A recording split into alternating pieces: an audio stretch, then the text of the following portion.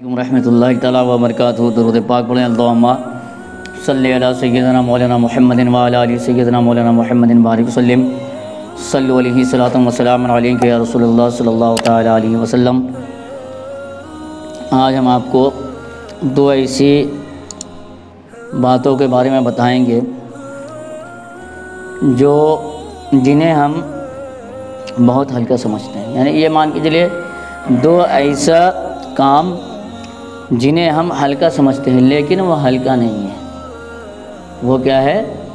बहुत सख्त है उसका हुक्म। या दो ऐसा गुनाह जिसे हम हल्का समझ करके तवज्जो नहीं देते हैं, लेकिन वो गुनाह है कबीरा है और उससे बचना बहुत आसान है, पर हम बचते नहीं हैं। और उसके सबब क्या होता है? आज़ाब क़ब्र आम हो जाता है। हम सिर्फ गुनाह कबीरा किसको समझते हैं? ज़िना करना, झूठ बोलना, सूद खाना, नमाज न पढ़ना और लोगों की बुराइयां करना, इसे हम गुनाह कबीरा समझते हैं। लेकिन इनके अलावा कुछ गुनाह और भी है जो गुनाह कबीरा है। बेशक ये सब भी गुनाह कबीरा है, लेकिन आज हम आपको दो ऐसे गुनाह के बारे में बताएंगे जो हम जिसे कबीरा नहीं समझते हैं और उसे हम खुलेआम करते हैं। उससे बचना बहुत आसान है। उससे बचना क्या है? बहुत आसान है, लेकिन हम उससे बचते नहीं हैं और अज़ाब क़ब्र उसी से आम होता है। पहला तो ये है, पेशाब की छींटों से हम परहेज़ नहीं करते, नहीं बचते हैं।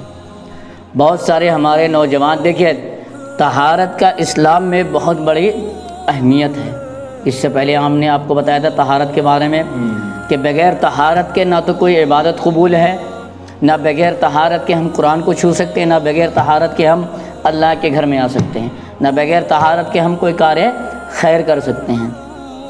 तहारत का इस्लाम में बहुत बड़ा दखल है। इस्लाम ने तहारत को फ़ौक़ियत दिया है तमाम इबादतों पर कि अगर आप इबादत करना चाहते हैं तो इबादत करने से पहले आप पाकी हासिल कर लें।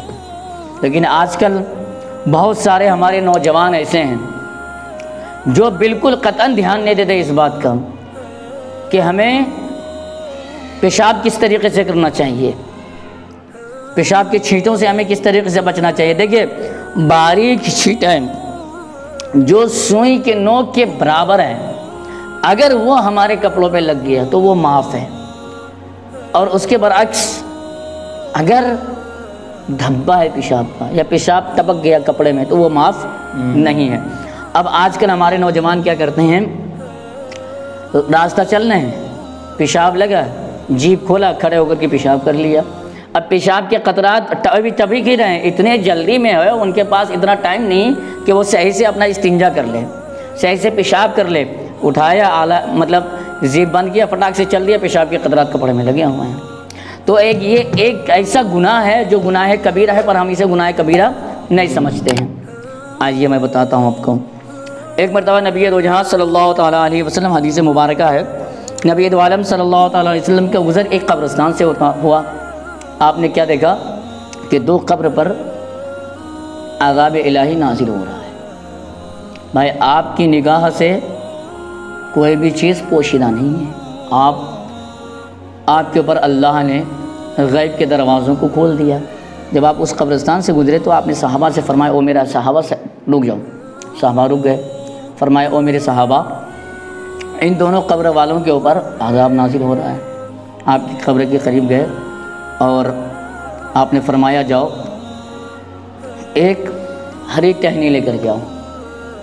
हरी टहनी लेकर के आया गया, आपकी बारगाह में पेश किया गया।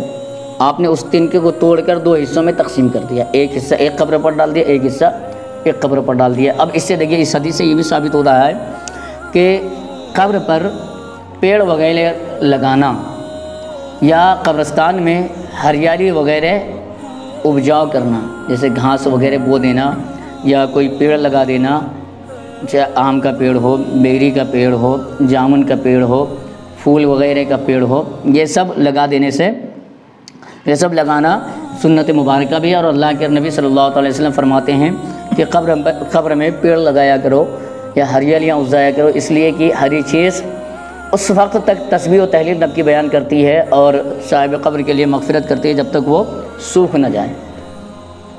ٹھیک، جب نبی پاک صلی اللہ تعالیٰ علیہ وسلم اس کے 2 ٹکڑے کیے، ایک دوسرے قبر پر ڈالا اور آپ نے ایک دوسرے قبر پر ڈالا، صحابہ نے پوچھا اللہ کے رسول ان صاحب قبروں پر عذاب کیوں نازل ہو رہا ہے، ان کے اوپر آگ کیوں نازل ہو رہی ہے، انہیں آگ کا عذاب کیوں دیا جا رہا ہے؟ سرکار دو عالم صلی اللہ تعالیٰ علیہ وسلم نے فرمایا او میرے صحابہ، ایک وہ ہے جو دنیا میں پیشاب کی چھینٹوں سے نہیں بچتا تھا، احتیاط نہیں برتتا تھا، بلکہ پیشاب کی چھینٹوں کو اگر ان کے کپڑوں پہ لگ جاتا تھا تو اسے برا نہیں سمجھتا تھا۔ اللہ اکبر کبیرہ۔ تو پیشاب کے چھینٹیں کپڑا میں لگنے سے عذاب قبر کیا ہوتا ہے؟ عام ہوتا ہے۔ تو نبی نے فرمایا او میرے صحابہ پیشاب کے قطرات سے بچو، کیونکہ اس سے عذاب قبر عام ہوتا ہے، اس سے قبر میں آگ کی عذاب دی جاتی ہے، آگ قبر میں بھڑکائی جاتی ہے۔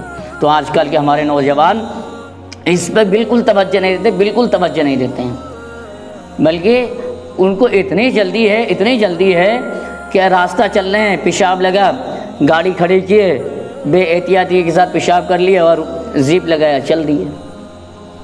اب پیشاب کے قطرات جسم میں ٹپک رہے ہیں، کپڑے میں ٹپک رہے ہیں۔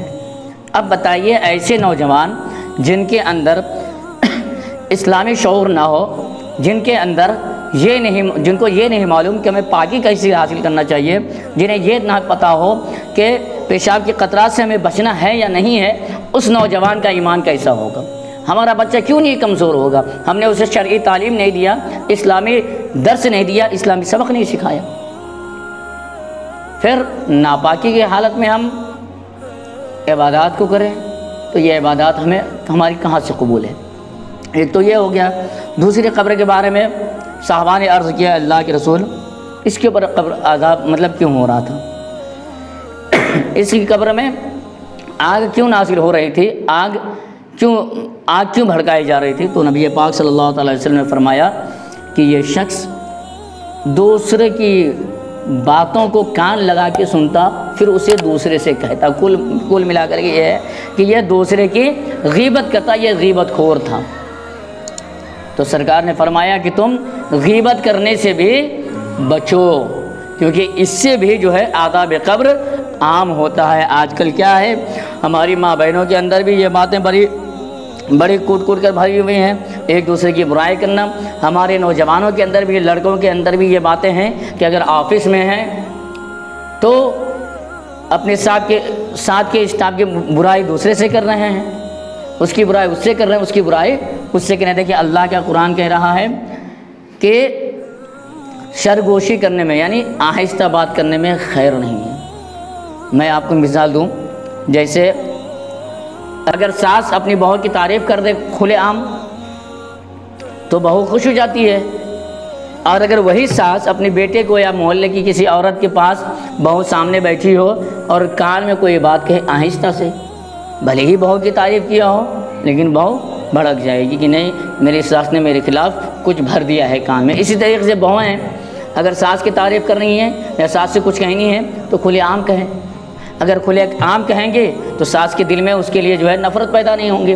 اور اسی کے بنسبت اگر کانا پھوسی کریں گے یعنی کان میں جا کر کے چپ پہ کسی کو کچھ کہیں گے تو ساس یہ سوچیں گی کہ نہیں بھائی میری بہو میری اس سے برائی کر رہی ہے، میری باتیں بتا رہی ہیں۔ تو سرگوشی کرنے میں یعنی کانا پھوسی کرنے میں، آہستہ بات کرنے میں بھلائی نہیں ہے۔ جو بات کہنا ہو آپ کھلے عام کو ہو، اگر کسی کی تعریف کرنا ہو تو کھلے عام کو، کسی کی برائی کرنا ہو تو اس کے سامنے کرو، کھلے عام کرو۔ تو اللہ کے رسول نے فرمایا او میرے صحابہ ان 2 گناہوں سے تم بچو۔ کیوں؟ کیونکہ ان دونوں گناہوں سے عذاب قبر جو ہے عام ہو جاتا ہے۔ ایک تو وہ گناہ کہ انسان پیشاب کے قطرات سے نہیں بچتے، دوسرا گناہ یہ کہ انسان کسی کی چغلی کرنے سے باز نہیں آتے۔ جو انسان ان دونوں گناہوں میں ملوث ہیں ان کے اوپر عذاب قبر ہے، جیسے اللہ کے رسول صلی اللہ علیہ وسلم کی اس حدیث مبارکہ سے ثابت ہوئے۔ ہم چاہیں تو ان دونوں گناہوں سے بآسانی بچ سکتے ہیں، یہ دونوں فعل ہمارے اختیار میں ہے۔ اللہ تبارک و تعالی ہم لوگوں کو ان گناہوں سے بچنے کی توفیق عطا فرمائے۔ وآخر دعوانا الحمدللہ رب العالمین، استغفر اللہ ربی من کل ذنب و توب الیہ۔ السلام علیکم و رحمۃ اللہ تعالیٰ وبرکاتہ۔